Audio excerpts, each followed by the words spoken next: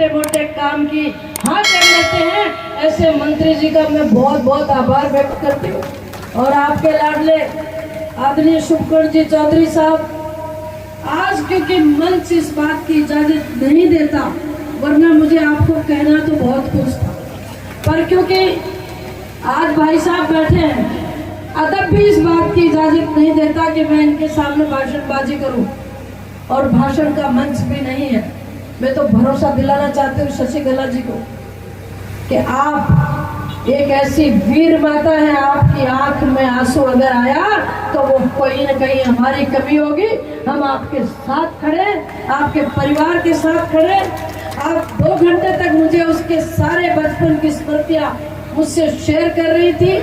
आप हमारी हैं, ये परिवार हमारा है, और तमाम लोग जो यहाँ बैठे हैं वो आपके साथ खड़े। आप डरना मत, घबराना मत। आदरणीय मंत्री महोदय को मैं निवेदन करूंगी कि छत्रपाल जी के नाम यहाँ कोई संस्था का नाम हो जाए, और शहीद परिवार के किसी एक व्यक्ति को, जैसा कि नियमों में है, पिछले 5 साल की कांग्रेस की सरकार ने शहीदों को नहीं पूछा, उनके परिवारों की सुख नहीं ली। इसलिए आपसे उम्मीद है कि आप ये दोनों काम हमारे करेंगे। मैं तो सिर्फ इतना कहती हूँ कि शहादत अमर रहती है, शहीद कभी मरता नहीं है। पूत मरो हित देश का, पूत मरो हित देश का, हरख्यो बंधु समाज। माँ नहीं हरखी जन्म पे, जतरी हरखी आज। देश हित के लिए अगर पुत्र शहीद हो गया तो माँ की प्रशंसा का कोई भी सीमा नहीं है। आंख में आंसू होने के बाद भी ये कहती है कि मेरा तो इकलौता पुत्र था, और होता तो मैं सेना में उसको भी भेजती। इस मिट्टी की तासीर ऐसी है, इस आबो हवा में वीरता प्रवाहित होती है। ऐसे जिले में ये, क्योंकि झुंझुनू जिले का, शेखावाटी का, लाडले जाबाजों का हर घर, हर दूसरी ढाणी और गांव में शहीद की प्रतिमाएं खड़ा होने का श्रेय अगर कहीं जाता है तो वीर माताओं को जाता है। मैं यहाँ उपस्थित सभी माताओं को कह रही हूँ कि सीख शुरू से, जब बच्चा कोख से बाहर आता है और तेज कटार से नाला काटती हो, उसे कहना कि शत्रुओं के शीश काट कर आना, पीठ मत दिखाना। तो ऐसी माताओं को मैं पुनः प्रणाम करती हूँ, आभार व्यक्त करती हूँ। बारिश का मौसम है और मंत्री महोदय को अपने अगले कार्यक्रम में जाना है। बहुत बहुत भाई साहब आपके आभारी हैं। मैं आपको विश्वास दिलाती हूँ कि झुंझुनू जिला जो शहीदों का, जो शौर्यवान लोगों का, जो यहाँ हमारे सैनिकों का जिला है, आपकी बात को हमेशा रखेगा। मैं इसी के साथ अपनी वाणी को विराम देती हूँ। शशिकला जी, आपके साथ हम सब खड़े हैं। धन्यवाद। जय भारत, जय हिंद। बहुत के साथ हो रही है बांग्लादेश में। वो दिन जो ने मेरी माताओं, कहीं आप सोचते हो कि हमारी कोख से जन्मे तो सारे के सारे सुरक्षित रहेंगे। ऐ किसान का मेरा आपसे भी कहना चाहता हूँ, ये बहन कहीं आपने पा लिया होगा कि उदयपुर में हमारा क्या बिगाड़ सकता है। जो बांग्लादेश का बिगाड़ सकता है वो आपका भी कभी ना कुछ बिगाड़ सकता है। इसलिए सोचने की, समझने की और फिरंगियों के खिलाफ काम करने की जरूरत है। ये नकली लोग जिन्होंने देश के कई टुकड़े कर दिए, उन सरकारों के खिलाफ काम करने की जरूरत आपसे निवेदन करना चाहता हूँ। हम तो समझ में भाव से आपके विकास में वर्षों से काम कर रहे हैं, पर फिर आपसे एक बार चौंकाने जगाने आया हूँ कि हालात अच्छे नहीं हैं, और इन हालातों के जिम्मेदार कौन है, इस बात की प्रगति हमको करनी चाहिए। तभी तो अमर शहीद छत्रपाल सिंह जी के प्राणों की आहुति की सही श्रद्धांजलि आपके द्वारा मान्य होगी। आप लोग बता रहे, आपका बहुत बहुत धन्यवाद। जय हिंद, राम राम साहब।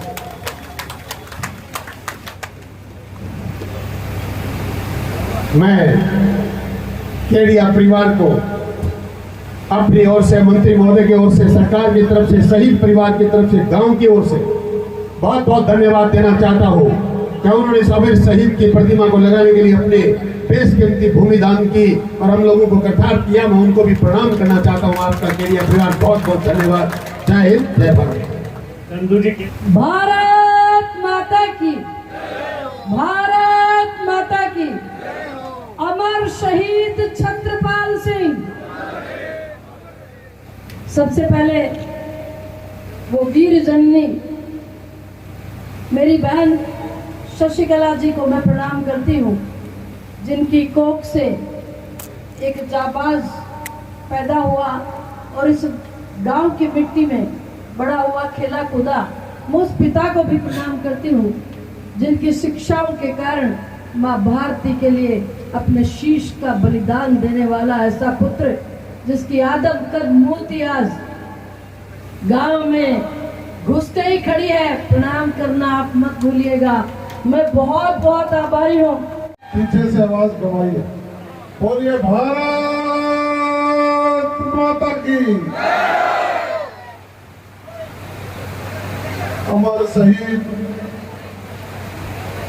छत्रपाल सिंह जी की प्रतिमा अनावरण समारोह में यहाँ मंच पर मौजूद जिन्होंने अपनी कोख से जन्म दिया, उनकी माता श्री और उनके पिता आदरणीय सुरेश जी के चरणों में नमन करता हूं। मैं नमन करता हूं इस छावसरी की भूमि को, जिन्होंने अमर शहीद छत्रपाल जैसे वीर सपूत को जन्म दिया। इस मंच पर विराजमान उदयपुर वाटी के पूर्व विधायक, अभी लोकसभा के प्रत्याशी रहे, हमारे किसान नेता के रूप में जिनकी पहचान है, मेरे अजीज मित्र, और जिन्होंने ये कहा कि आपको अमर शहीद छत्रपाल सिंह जी की मूर्ति अनावरण समारोह में पहुंचना ही है, ऐसे आदरणीय शुभकरण जी चौधरी साहब, हमारी पूर्व सांसद, आपके झुंझुनू लोकसभा क्षेत्र का नाम जिन्होंने पूरे देश में रोशन किया, सूरजगढ़ की पूर्व विधायक रही आदरणीय संतोष जी अहलावत, पार्टी के जिलाध्यक्ष, उप जिला प्रमुख रहे, मेरे साथ पार्टी में विभिन्न दायित्वों पर काम किया, ऐसे बड़े भाई आदरणीय बनवारी लाल जी सैनी साहब, और यहाँ के पूर्व जिलाध्यक्ष रहे, लोकसभा का चुनाव भी लड़ा। मेरे बहुत पुराने मित्र आदरणीय दशरथ सिंह जी शेखावत साहब, यहाँ की प्रधान आदरणीय माया जी, सरपंच साहिबा, पंचायत समिति की सदस्य महोदया, मंच पर विराजमान जिला परिषद के सदस्यगण, पंचायत समिति के सदस्यगण, हमारी पार्टी के सभी नेतागण और मंच के समक्ष विराजमान शहीदों के परिजन,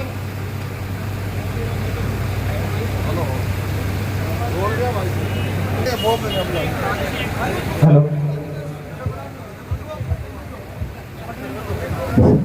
हेलो, ये भी आजकल हाईटेक है, चलाना कम आता है। मेरे साथ भी ऐसा ही हो रहा है। जब मैं गाड़ी में से जैसे ही उतरा तो कुछ लोग बगले झांकने लगे, उन्होंने समझा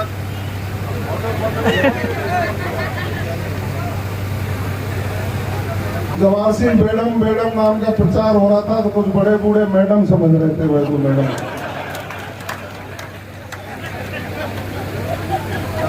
तो वहाँ तिरंगा यात्रा की शुरुआत पर बनवारी जी और शुभकरण जी ने मुझे जब रोका, तो मैं गाड़ी में से उतरा, मैंने प्रणाम किया, तो उन्होंने कहा मैडम आ रही होगी पीछे, तो मेरी तरफ ढूंढे ही नहीं। खैर, आज हम अमर शहीद छत्रपाल सिंह जी की मूर्ति अनावरण समारोह में शामिल हुए। मैं तो धन्यवाद दूंगा आयोजकों को, शुभकरण जी को और उनकी पूरी टीम, कैसे अमर शहीद की मूर्ति का अनावरण कराकर मुझे भी उन्होंने धन्य कर दिया। हम सब लोग समझते हैं ये झुंझुनू की धरती है, झुंझुनू की भूमि है, ये पवित्र भूमि, जिसके हर घर में से नौजवान पैदा होकर सेना में भर्ती होने का जज्बा रखता है, और उसके हर गांव में कोई न कोई वो पवित्र कोख जिन्होंने इस देश को शहीद देने का काम किया। मैं प्रणाम करता हूं उस भूमि को। संचालक ने खत्म कर दी।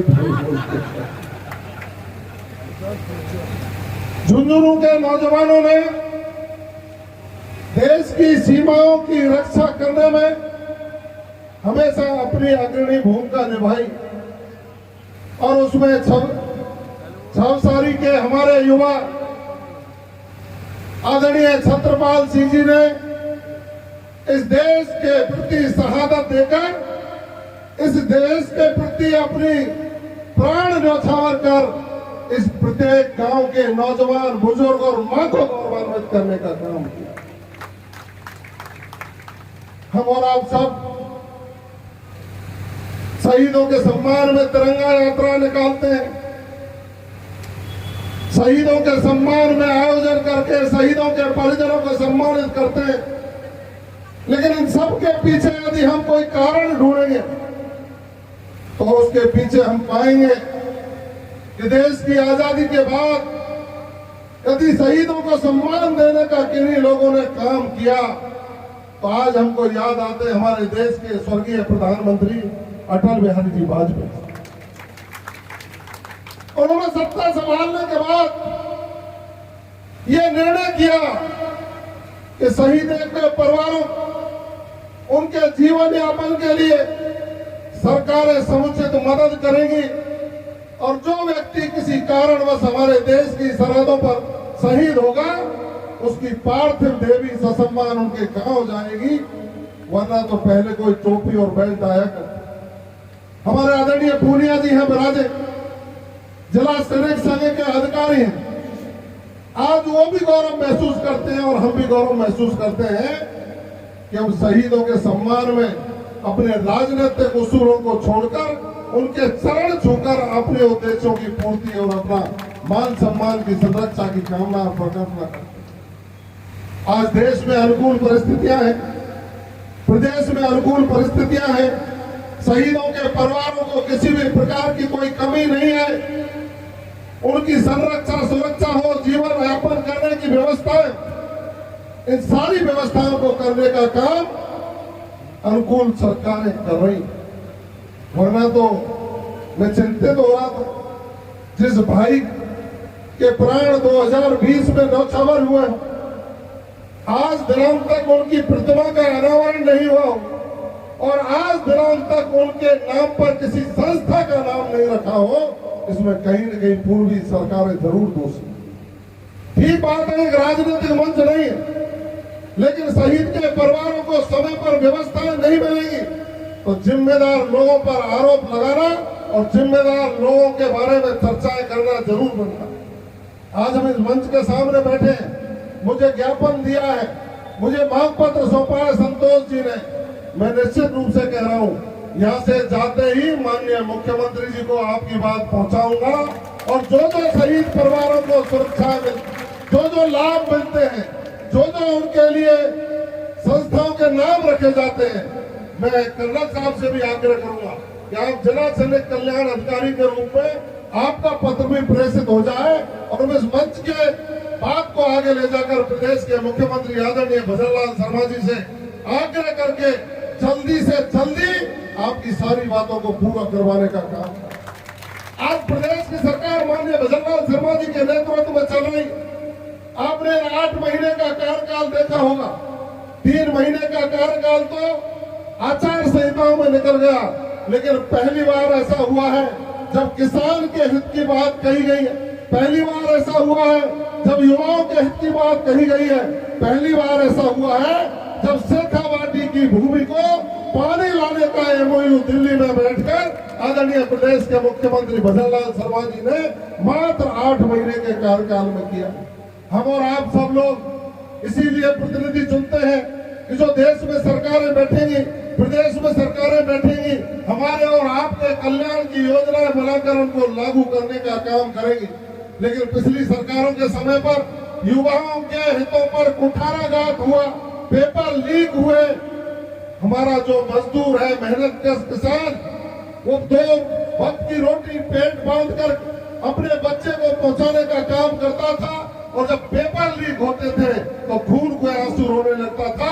हमें धन्यवाद देना चाहिए प्रदेश के मुख्यमंत्री जी को कि आपने उस शहादतों को ध्यान में रखते हुए युवाओं के भविष्य को उज्जवल करने के लिए एसआईटी का गठन करके पेपर माफिया पर नकेल कस दी और पेपर लीक करने वाले लोगों को सलाखों के पीछे पहुंचाने का काम आज